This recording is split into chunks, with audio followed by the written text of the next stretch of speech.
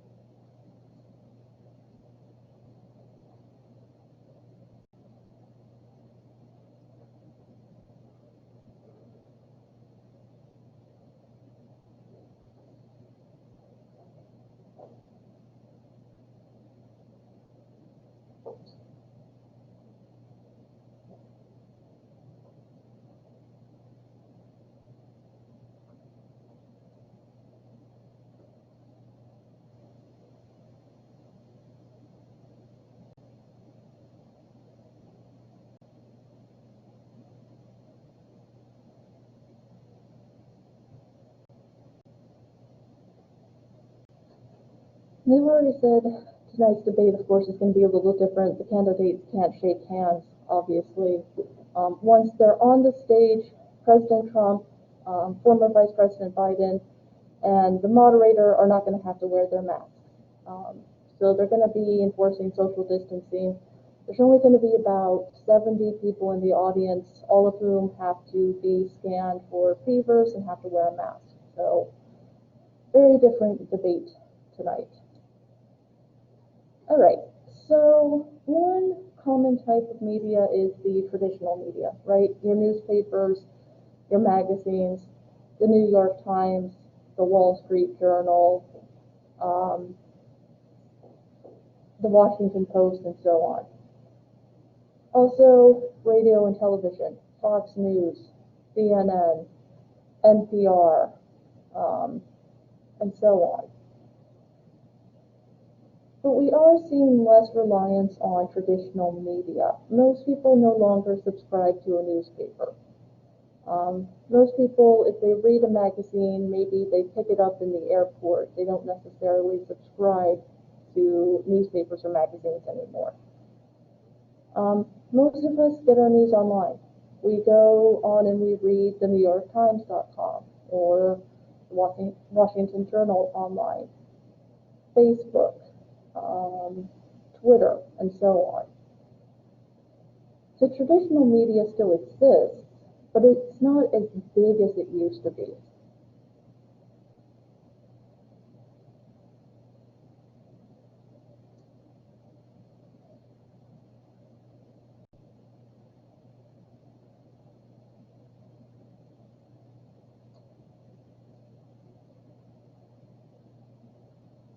Out of curiosity, anyone in here still subscribe to a newspaper or magazine of some kind? No. Well, I didn't know the news, but like, it was back on the state. Okay. I'm still getting them. I subscribe to one magazine, Foreign Policy, because I'm a politics geek and I like having the magazine in my hands. But yeah, for most people, they'll just get it online.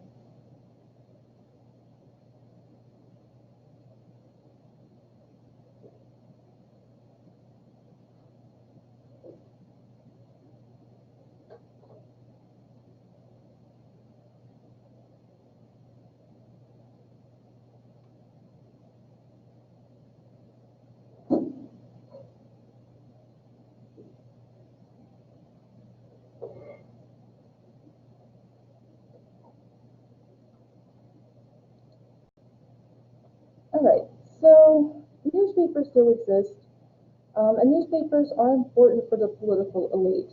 If you read a news article online, it's fairly brief. It's a summary. If you want more detailed coverage, you're going to pick up a newspaper. So people who work for the government, more often than not, will subscribe to a newspaper or pick one up on their way into work. Now, we are seeing less journalists in the field. You don't need as many reporters in the field if you're mostly sitting in a newsroom putting content online. So the number of journalists has actually gone down significantly. About 39,000 journalists compared to 60,000 about 15 years ago.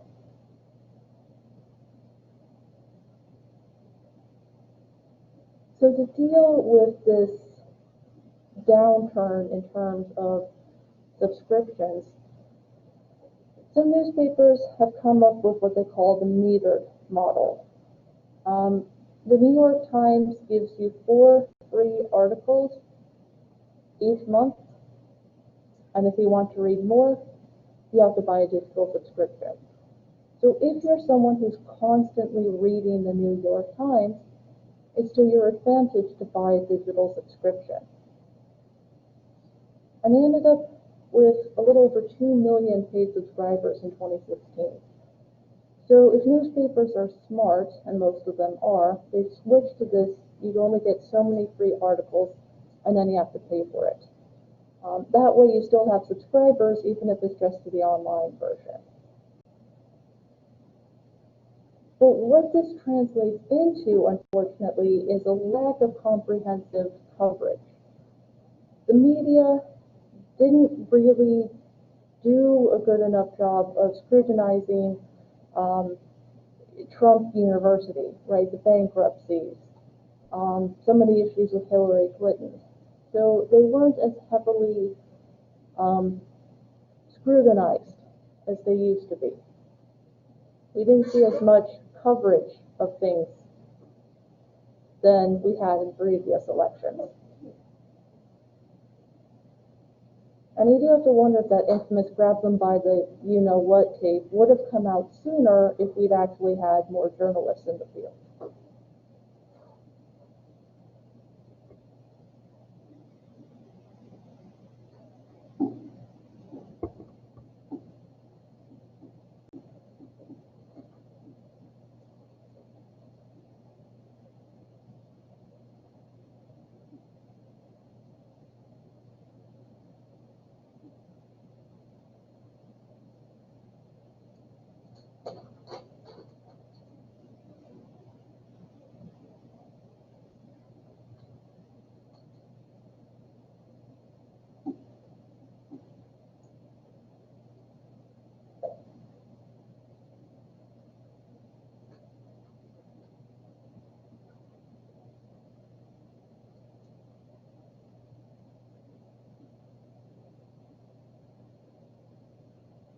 And we will see people picking up copies of magazines and newspapers after major events, like 9/11. People rushed out and bought the coverage because it's something to show for future generations, right? Show your grandkids the magazine cover, things like that.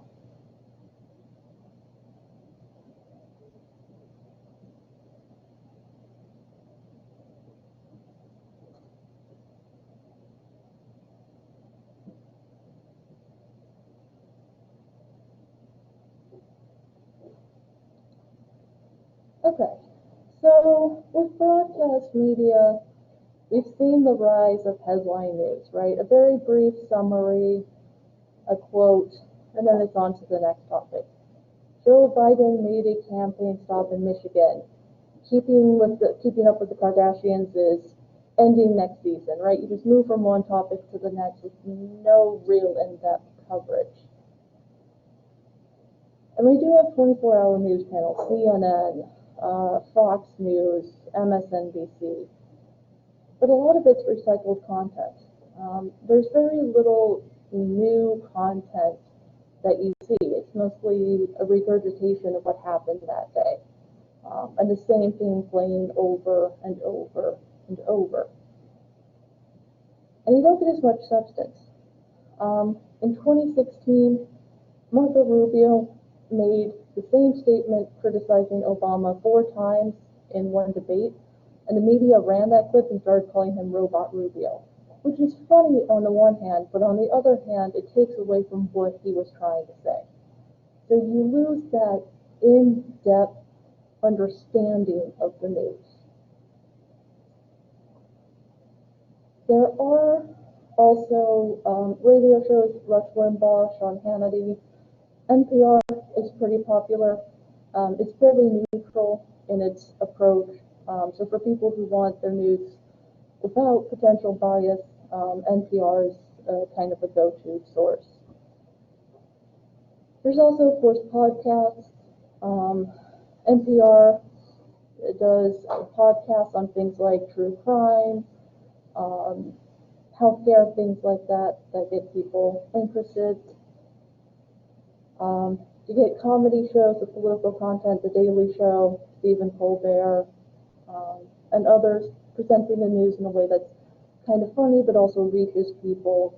So not a bad way to reach out to a younger audience. But in both traditional and broadcast media, we don't see enough minority representation. African Americans and Hispanic Americans only make up about 22% of local TV news workforces and 13% of print media. If you look at the major network anchors, predominantly they are white. There are exceptions, but for the most part, you're looking at a white news anchor on most stations.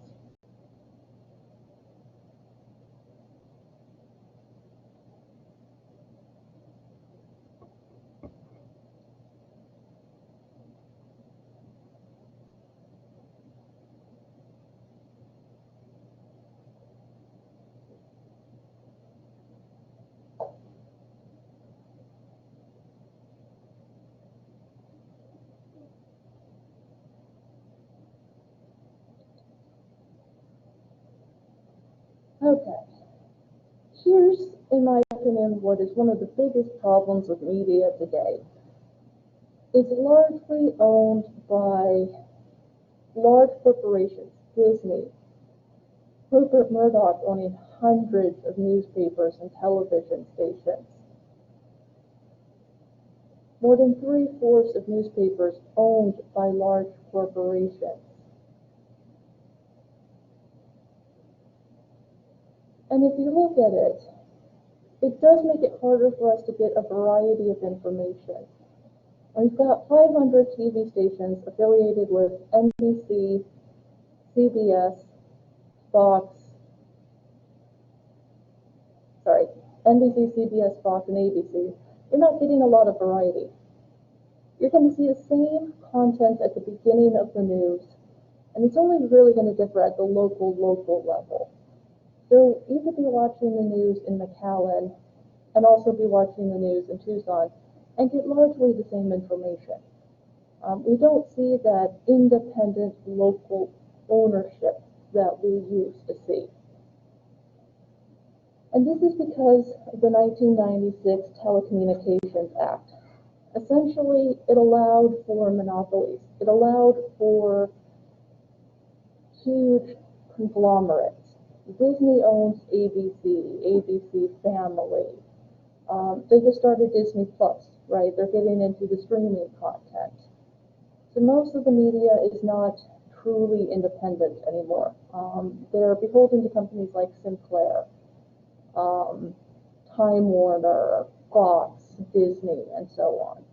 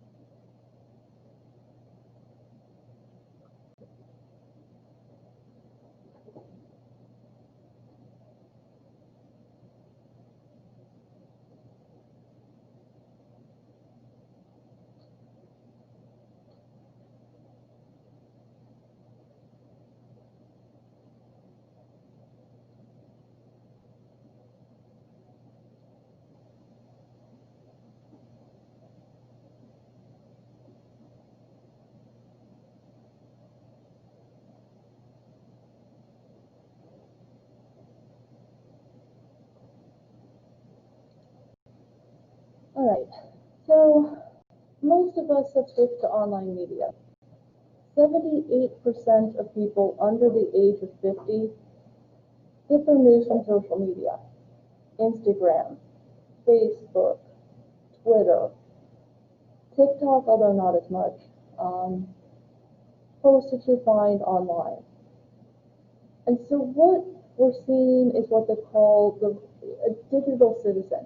People who use the internet to get their news, who go on their phones and scroll through newspapers or local news websites, BuzzFeed, etc. And we're also seeing the news being targeted towards a particular group. The Huffington Post is very liberal, so they're targeting a more liberal audience. BuzzFeed is targeting young people. They have shows like BuzzFeed Unsolved, which is hilarious, by the way, totally recommended. And so they bring people in, right? You watch an episode of BuzzFeed Unsolved, and then you go to the website, and you look at this article. And it was actually BuzzFeed News that was given documents about how banks globally are not doing enough to combat illegal money transfers by terrorist groups, cartels, etc. So they've actually become a bit of a player in the news market. They're the ones who revealed that U.S. banks essentially were looking the other way at money laundering.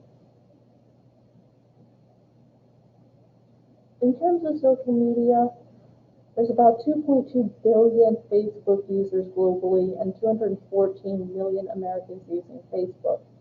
Now this is both good and bad. On the one hand, it's a way to keep informed.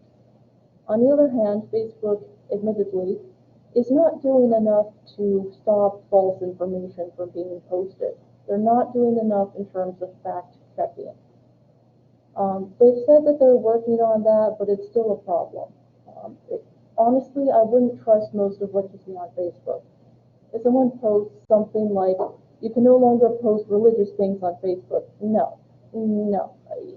Check it if you think it's true, check it and verify, because most of the time it's probably not accurate. crazy stuff on Facebook. But I'm like, wow, Yeah, there's a website called Snopes, Snopes, and you can check if something's true or not. And I have posted back at relatives like, guys, this isn't true. And then sometimes they're like, oh, well, I still believe it. And you're like, yeah, okay, fine. You can't do anything about that, so fine. Oh, God, don't even get me started on that. That's not news.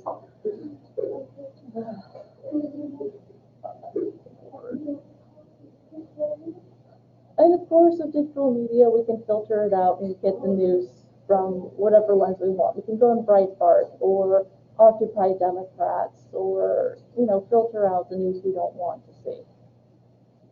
Or we can just go to TMZ, whatever. We can figure out how we want to get our news. Okay, now I will say this for TMZ. Sometimes they do get it right. I mean, they were the ones to find out that Kobe Bryant died. So sometimes they get it right. Sometimes they can be helpful. Not always, but sometimes.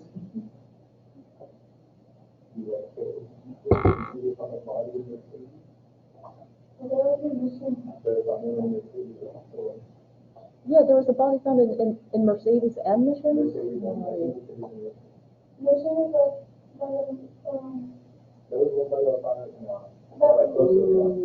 Okay. Oh, that's interesting. I wonder if they're connected. Could be connected, right? I mean, we've seen that happen. There was, when I was still living in Florida, there was a serial killer up in Tampa, I think it was. This guy would just walk up to people, shoot them, and walk away. They caught him after a couple of weeks, but yeah, there's these images of this guy just like walking up to people, shooting them, and walking away. Totally weird, but it happens. All right. So we've also seen a rise in citizen journalism. When something major happens, a riot, a protest, a shooting, newspapers, news websites, CNN, and the others are going to want the commentary by the people who saw it. After a school shooting, they try to talk to the parents or teachers or law enforcement, right? What did you see? What did you hear? How did you feel? Which I think is a stupid question to ask them, but there we go. On the ground footage, right? If they get to a protest and someone has footage of a car driving through the protest, but this happened more than once, they'll usually pay that person for the footage, right? Because they don't have it, so you become a journalist by default. Now, it's good in some ways because you do get a better idea of what happened, a better picture of it. And with citizen journalists, they point out that the media got something wrong. They can say, you misidentified this person, or this is where this happened. But there's also the problem of the story not being complete or not being entirely accurate because you want to be the first one to post it, and you want to be the one who says, hey, look at what news we just broke. And this happened in a very, very tragic and sad way in the Boston Marathon bombing. In April 2013, a couple of pressure cooker bombs were set off at the finish line of the Boston Marathon, killing 4 and injuring dozens. We're talking amputations in some cases. It was bad. So they were looking for the bombers, and they were asking people, can you identify them? And citizen journalists incorrectly identified one of them as a young man named Sunil Tripathi. So he's been missing for about a month, and his family had posted a page on Facebook, and so they started getting death threats, hate mail, nasty messages. And it turned out that he wasn't one of them. It was 2 brothers. One was later killed in a shootout with the cops, and the other one's in jail, right? And it turned out that Sunil Tripathi was already dead. He committed suicide. So the only good thing to come out of that is they did find his body. But his family had to live with people saying, oh, he was the bomber when he wasn't. And the law enforcement wasn't thrilled that people were saying, oh, it's definitely this person. And they're like, we haven't said that, so please don't be, posting inaccurate information. We also saw this happen when Congresswoman Gabrielle Giffords was shot in 2011. She was shot in the head and rushed to the hospital. A couple of outlets incorrectly reported that she had died while her family was on the way to the hospital to see her. So they get to the hospital thinking she's dead, and it turns out she's still alive. You don't want that happening, right? They were in a rush to be the first to post it, but they didn't take into consideration that the information was false and that the family has to be notified first. And in case you're curious why the media is not supposed to report the name of the person who died until the family is notified, this actually comes out of a plane crash in 1959 that killed Buddy Holly, Richie Valens, and an artist known as the Big Bopper. So Buddy Holly's wife found out he had died through the television, and she was so upset and shocked that she had a miscarriage. So that's why they're not supposed to tell the name until the family has been notified, because you don't want that happening. They're not always perfect on that, but they should at least give the family the chance to hear it first. All right, so why is it good to have online news? It's convenient, right? We can know what's happening as soon as news breaks. I got a news alert on my phone saying the coronavirus death toll has now hit 1 million people globally, right? So we can be informed about what's happening with that. Also, the first cases of COVID-19 are in the NFL. A couple of the Tennessee Titans players tested positive. So we know what's happening. We can keep up to date. And again, it is easier to get breaking news. When military SEALs killed bin Laden, people knew about it before President Obama even made the announcement. Everyone pretty much knew that was what he was going to say. There's more depth too. Images, videos, things like that. When there was that earthquake and tsunami in Japan, there was video footage of the tsunami coming in. You can see video of the aftermath of a shooting or a natural disaster. The wildfires in California, things like that. So you get more coverage. You get a better sense of what's going on.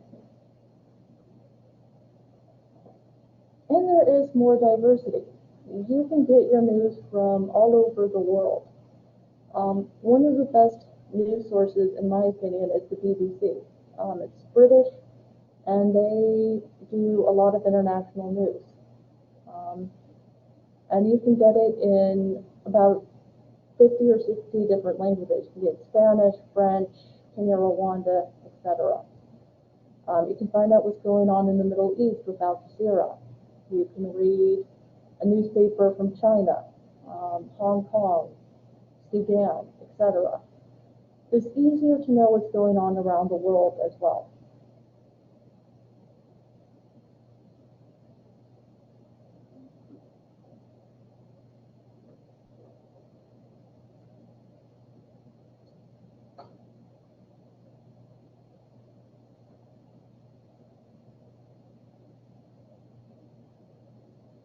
And you can also get breaking news. I have both BBC and AP News on my phone, so when something major happens, I get a push notification. So you can know that Jeff Sessions resigned, or Trump nominated so-and-so, and things like that.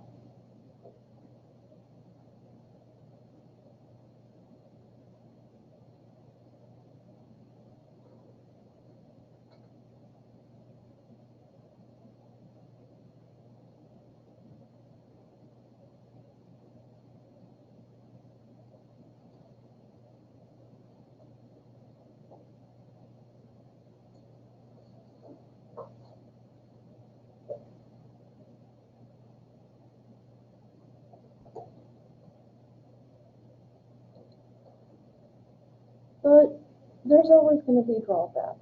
Part of it is we've lost that investigative journalism.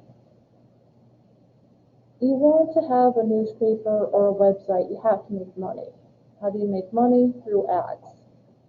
So you have to be promoting ads while you're also trying to report the news. So we're seeing less in-depth coverage of campaigns, of events, news on things like the war on terror. So we have lost some of that in-depth investigative reporting that's critical to knowing what's happening with our leadership. There's also, of course, the quality of the news itself. Hate speech, rumors, factual errors. Things like the persistent rumor that President Obama was not born in the United States. Hate speech on Facebook.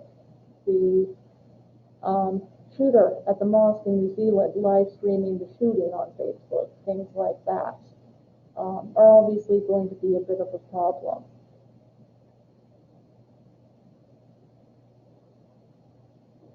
Also, our knowledge, right? If you're not reading a newspaper that's fairly neutral in its content, and you're just going to Fox News all the time or CNN all the time, you're only getting one part of the story. You're not seeing the entire picture. And people do tend to self-select media that agrees with them. If they're liberal, they won't touch Fox News. If they're conservative, CNN is the enemy, right? So we don't see as much consistent knowledge compared to when people were relying on television and newspapers. And it's much easier to spread propaganda online. ISIS is very, very good at using social media. Photos, videos of beheadings. When they captured that Jordanian pilot and burned him alive and filmed it, right? Easier to get people on board with their message, to spread fear, incite followers, and so on. So it does unfortunately cause issues with violent groups being able to plan some kind of attack using online media.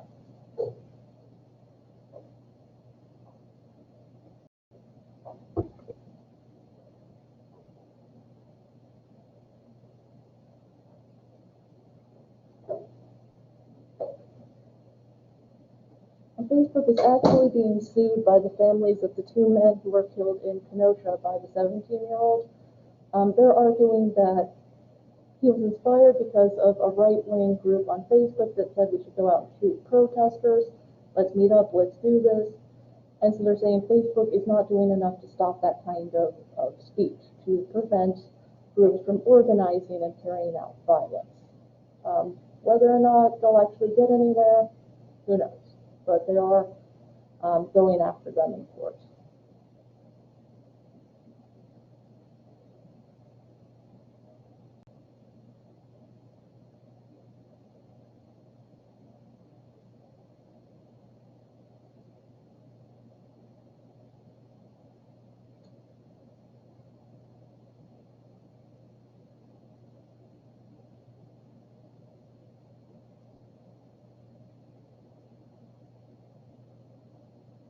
Also, the rise of the dark web. There's a really interesting documentary on Netflix called Don't Fuck with Cats. And it's about this sociopath, and I don't use that term lightly, who started off by filming videos of him killing kittens and posting it on YouTube. So people then were kind of trying to figure out who this guy was. And then he went even further, and on the dark web, he posted a video of him killing a man and then eating part of his remains. And it was actually citizen journalists who caught him, but that's part of the problem with the web, right? You could go into the darkest corners of the internet and see some really, really horrible stuff. Yep. Yeah, his video got a lot of hits when he posted onto the dark web. Yeah, lots of people wanted to see someone murdered live, yeah.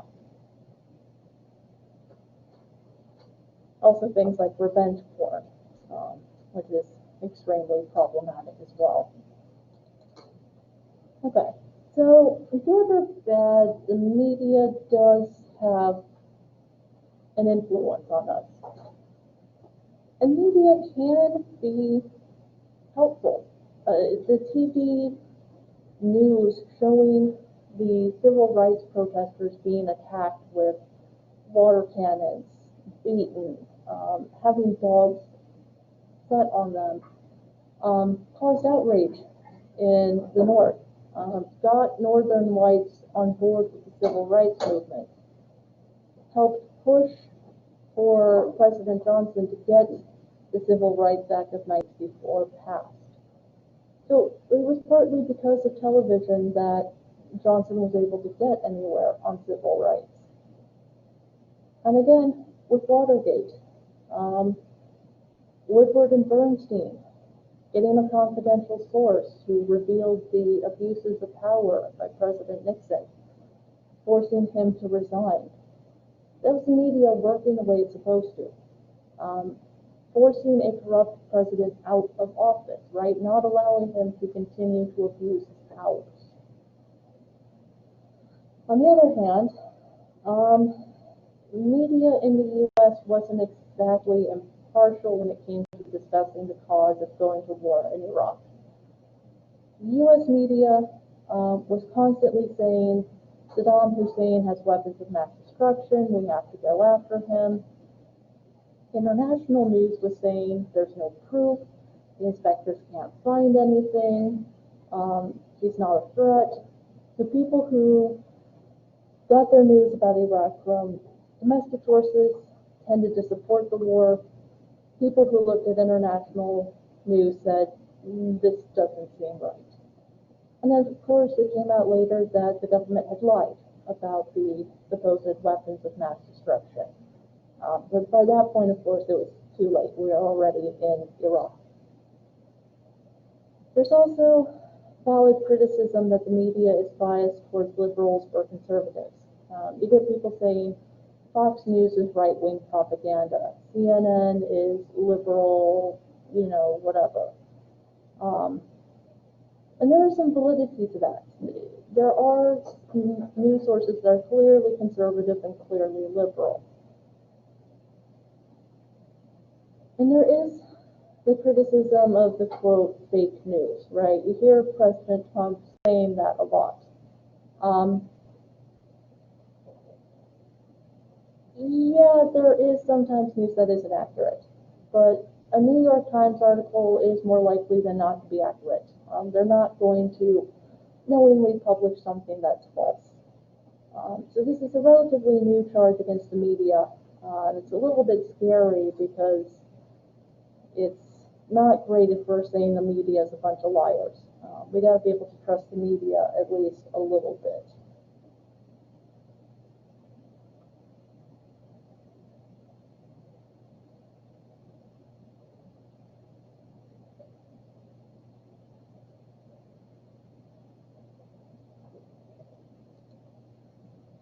Okay.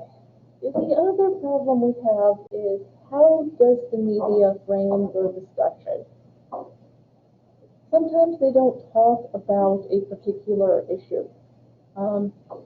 President George W. Bush cut taxes twice, 2001, 2003.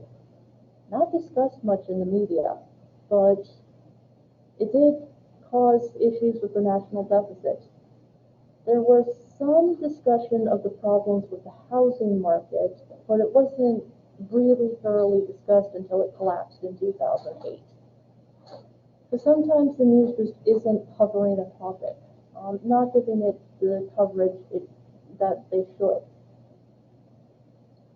Of course, there's also selection bias. CNN will focus on one aspect of what President Trump says. Fox News will point out something Nancy Pelosi said. Neither side will provide the full context, the full picture, so you get both sides of it. It also depends on how you frame the issue. More liberal media referred to President Obama's health care plan as the Affordable Care Act. Conservative media labeled it Obamacare, right? So that's where the term comes from. So you get one group saying the Affordable Care Act, one group calling it Obamacare, and Americans who thought they were completely different things. So it depends on how they present the picture. The Affordable Care Act is good. Obamacare is evil. President Obama is the devil. No, President Obama is a good guy, right? And there's also issues with timing. The media sometimes does focus on a candidate's likelihood of winning rather than their position. 2016, the media kept saying Hillary Clinton's going to be the nominee. Hillary Clinton's going to be the nominee. Well, she had two opponents in the primaries. Nobody was talking about her stance on the issues. It was more, oh, she's inevitably going to win. And that's problematic because it's not inevitable. They have to get the nomination. So if you're telling people, well, inevitably this person's going to win, you're not talking about the issues or the positions or who's running against them. And this was especially bad because in 2016 it was Hillary Clinton, Bernie Sanders, and Maryland Governor Martin O'Malley. And Martin O'Malley was on the debate stage, but he almost never got asked questions. He never got to share his opinions, his ideas. So he was pretty much out of the race before the end of the Iowa caucus. But if the media had allowed him to be in it, he had some really interesting things to say about education, student loan debt, and so on. He could have been a viable candidate if the media hadn't already decided it was Hillary Clinton's turn to be the nominee. Because they framed it in that way, they've largely ignored what the other candidates were saying and only paid attention when Bernie Sanders started winning. So sometimes they basically tell people, this is who's going to be your nominee, so you might as well get on board now, even though it's only January and we've only had one primary and caucus.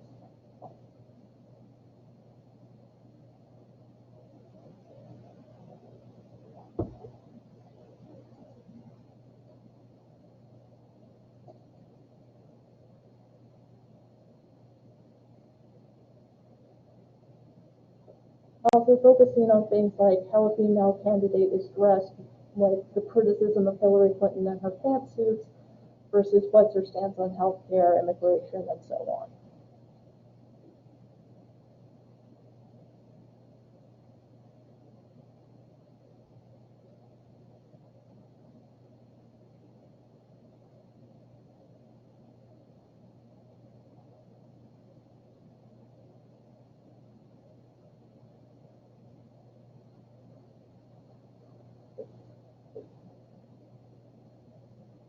All right, any questions? Okay, so there's this image of the media as being hostile, right? That the media hates each other, that they can't get along. The reality is there's always been disagreements amongst people within the media. Journalists who don't get along with each other, pundits, and so on. This isn't anything new. I'm going to show you guys a clip from 1968. It's two gentlemen, Gore Vidal, who was a fairly liberal playwright, and William Buckley, a conservative commentator. They had been hired by ABC to cover the Republican National Convention and the Democratic National Convention. Both men despised each other, and matters came to a head during the Democratic National Convention. There were protests going on against the Vietnam War. There was a lot of anger, and matters came to a head in this particularly lovely exchange between the two gentlemen. That's what some of the political issues are here. The people in the United States happen to believe that the United States policy is wrong in Vietnam, and the Viet Cong are correct in wanting to organize their country in their own way politically. This happens to be pretty much the opinion of Western Europe and many other parts of the world. If it is a novelty in Chicago, that is too bad. But I assume that the point of the American democracy and something you can have accidentally, somebody can be thrown accident.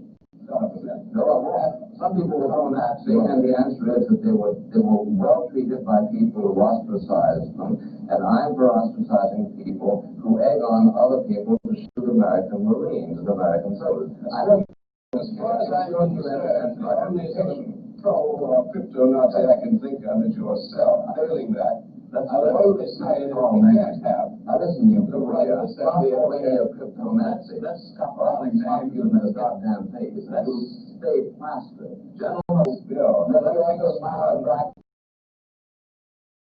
back to his monography and stop making any allusions to that. I don't know to infantry in the last war.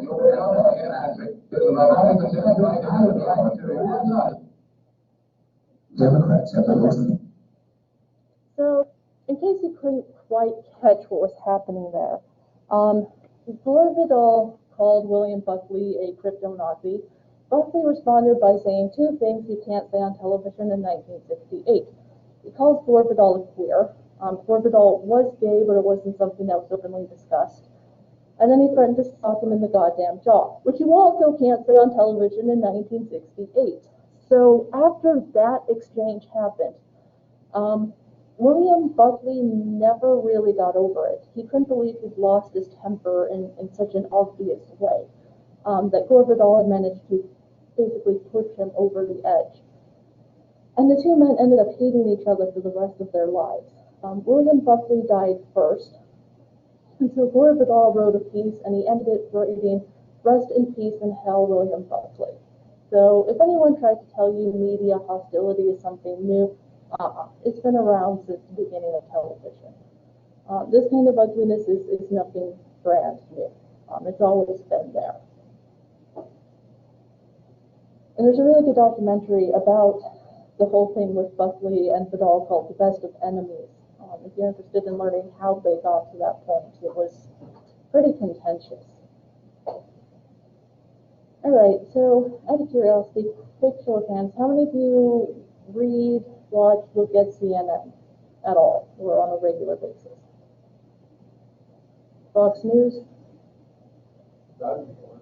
Not anymore? I used to see, but not anymore. I feel like, when I was in middle school, and one of my teachers, he was like, no, I'm talking like a bunch of lies, and they pretty much like sugarcoated. And I started watching, I started paying attention to it, and some of it was like pretty much what he said. So like, I don't know. It was like when I found out that wrestling wasn't real, it was pretty much like at that point, I was like, yeah, this is exactly. Okay. Anyone look at NBC, MSNBC, BBC, NPR? All right. If you do want to find good, valid news sources, the two best are the BBC and the Associated Press. They're both pretty neutral. The biggest advantage for the BBC is they are international, so they tend to cover American news from a very neutral standpoint. This is what President Trump said, not necessarily what they think about it. So I strongly recommend the BBC if you want to learn more about what's happening, also abroad without the spin and the bias. AP is pretty reliable as well. Sometimes their opinions can be a little bit out there, but the news is generally pretty neutral. PBS is pretty good. If you watch like one of the debates on PBS, you won't get as much of the spin that you get on other channels. But BBC, honestly, is one of the best news sources. You can't really go wrong with them because they're pretty solid. You don't usually see the bias. They're pretty neutral. So if you do want to read the news more often, BBC is my go-to recommendation for that. So since we have a few minutes, do you guys trust American media at all?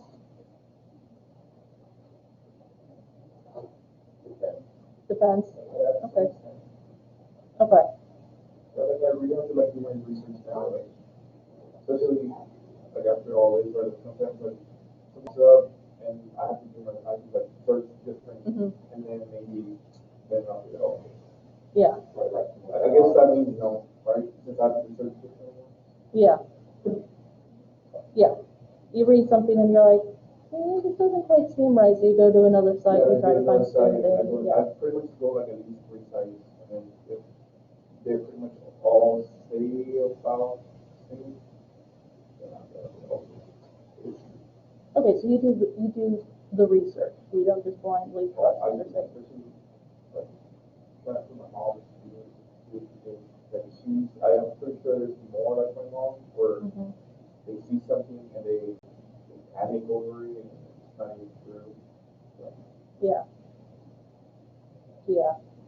I call it trust but verify, right? You can trust Fox News, but you want to make sure what they're saying is actually accurate. You can trust CNN, but you want to make sure it's accurate. Yeah, I mean, I agree with that. If I see something that looks a little inflammatory, honestly, I have to go to AP or BBC, and I'm like, okay, what actually happened here? Because maybe it's true, maybe it's not, right? Yeah, I mean, it's important to know what's going on, but it's also important to make sure you're getting the full argument and not just, oh, Donald Trump is evil, or, oh, Nancy Pelosi did this or something. Like, yeah, it's important to get both sides of the story. So yeah, don't trust Facebook News, but BBC honestly is one of the best. That's my go-to for any news that's going on. So they're pretty reliable most of the time. All right, so just again, as a reminder, you can get extra credit, 2 points extra credit if you watch tonight's debate and write something up for me, just like a paragraph and a half, kind of what was said, what you thought, along those lines. I'll also offer the same extra credit for the other 2 debates, because we can't, it's not like there's events going on campus that I can give you extra credit, so I'll give you credit for watching the debates, at least a little bit. So we're going to start talking about political participation on Thursday. We'll read the first half of chapter 8. If you have any questions, you can call or text or email me, or stop by my office. Otherwise, have a good rest of your day.